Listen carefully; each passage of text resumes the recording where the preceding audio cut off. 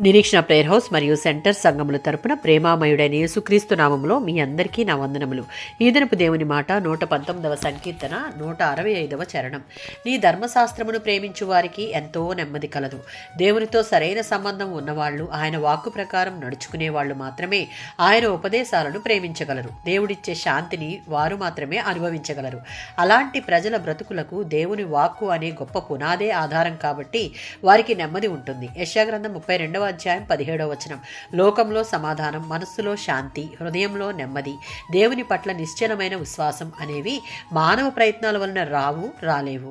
కేవలం దేవుని ధర్మశాస్త్రమును ప్రేమిస్తూ దానిని అనుసరిస్తూ నడుచుకునే వారికి నెమ్మది, సమాధానం, సంతోషం కలుగుతుంది.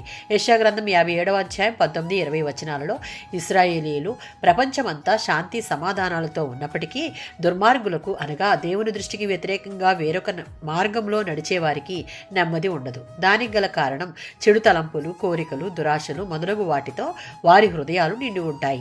మానవులకు కావలసిన శాంతి, సమాధానం, నెమ్మది కేవలం దేవుణ్ణి కలిగి ఆయన వాక్యంతో హృదయాలను నింపుకొని వాటి ప్రకారం నడుచుకున్న వారికి మాత్రమే కలుగుతుంది. యెషయా గ్రంథం 26వ అధ్యాయం 3వ వచనం. ఎవని మనస్సు నీ మీద ఆనుకుంటుందో వారిని అన్ని విషయాలలో వారు ఎడతగినటువంటి శాంతి, సమాధానాలు అనుభవించేలా దేవుడు చేస్తాడు. ఇవన్నీ చేయాలి అంటే దేవుని ధర్మశాస్త్రంలోనూ వాక్యమును ప్రేమించాలి.